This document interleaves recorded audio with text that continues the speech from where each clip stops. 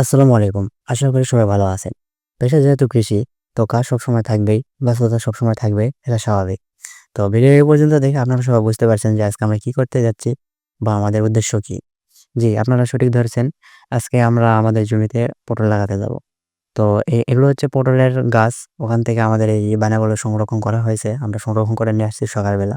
তো এখন এই বানাগুলো আমরা লাগানোর উপযুক্ত করব। মানে এগুলো বেল লেগে আছে বিভিন্নভাবে মানে এগুলো এখন লাগানোর উপযোগী হয়নি। এগুলো আমরা সাইজ মতো কাটবো। কাটার পর লাগানোর জন্য উপযোগী করব। তো আমরা এই কাটার জন্য কাজ করতেছি এখানে। তো আমরা সকালে নিতে গেছি। আসলে একটা পটলের মনে করেন যে অনেক রকমের জাত হয়। আছে দেশি জাত, আ তারপর বোল্ডার আছে, তারপর হাইব্রিড আছে। তো আমরা এটা হাইব্রিড নিয়ে আসছি যেটার ফলন একটু বেশি, পোকা কম ধরে। এজন্য আমরা হাইব্রিড জাতটা লাগাবো।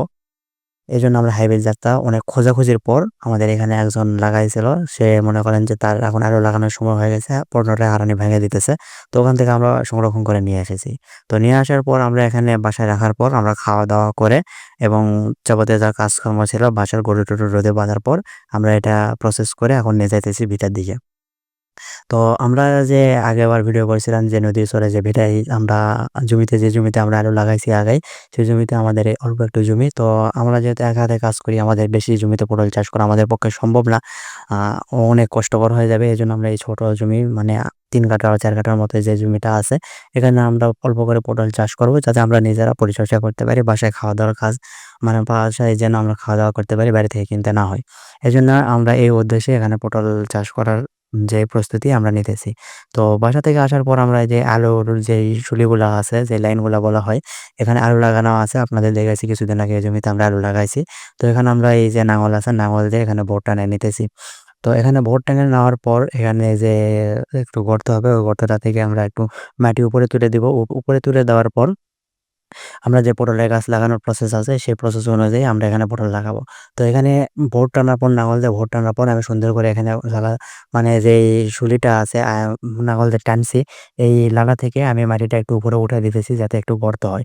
তো যদি গর্ত না হয় আমরা যদি উপরে পটলের বানা দিয়ে এই মাটিতে মুছে দিয়ে চলে যাই, বেশি গর্ত না করি, তখন আবার হবে কি এই যে রোদ পড়তেছে, রোদ পড়ার কারণে এই পটলের ডাঁটাটা শুকে যাবে। আর যেহেতু একটু হালকা একটু গর্ত করা হয়, গর্ত করার পর যদি আমরা পটলের বানাটা দিয়ে একটু ঢাকা দেই, তাহলে একটু রোদ পড়লেও অত নিচ পর্যন্ত রোদের তাপ যাওয়া সম্ভব হবে না। এজন্য একটু বেশি গর্ত করে আমরা একটু ওই প্রসেসটা করতেছি যাতে একটু বানার মানে সহজ সরল থাকে। আরেকটা কারণ আছে, এখন যেহেতু শীতের সময়, শীতের প্রচণ্ড পাল্লা পড়ে রাতে। একটু পাল্লা পড়লে যেহেতু আমাদের যদি আমরা বানাটা উপরের দিকে রাখি, তাহলে আমাদের এই পচে যাওয়ার সম্ভাবনা থাকে পানিতে। যেহেতু অল্প যদি একটু খুঁড়ে দিয়ে দেই, তাহলে পানিতে পচে যাওয়ার সম্ভাবনা থাকে। আর একটু বেশি মাটির নিচে বেশি ঢুকায় দিলে মানে মোটামুটি বেশি বলতে মোটামুটি একটু রকম ঢুকায় দিলে তো হয় কি ওই পানিটা পচে যাওয়ার সম্ভাবনা খুব কম থাকে। কারণ পানি যেহেতু এখন শীতের সময়, বর্ষার সময় না, আকাশে বৃষ্টি হবে না। ওই পানিটা অতদূর পর্যন্ত যাওয়ার কোনো সম্ভাবনা থাকে না। আর তো আমাদের কাজকাম এভাবে চলতেছে। আমরা কাজকাম করতেছি। তো আমাদের কৃষির সময় এখন ধান-টান উঠতেছে। এভাবে লোকজন কাজকাম করতেছে। প্রচণ্ড ব্যস্ততার মধ্যে দিয়ে এখন সময়টা পার হইতে চাইতেছে।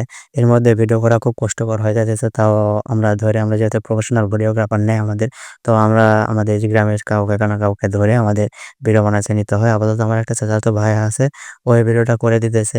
আর এই ভিডিওতে আমরা হালকা পাতলা একটু করে ভিডিও করে ছাড়তেছি। তো আপনাদের ভিডিও যদি ভালো লাগে অবশ্যই লাইক, কমেন্ট, শেয়ার করবেন। আর আপনারা আমাদের জন্য দোয়া করবেন। আল্লাহ তাআলা যেন আমাদের কৃষি বা খামারে বরকত দান করে। সবাই ভালো থাকবেন। আসসালামু আলাইকুম।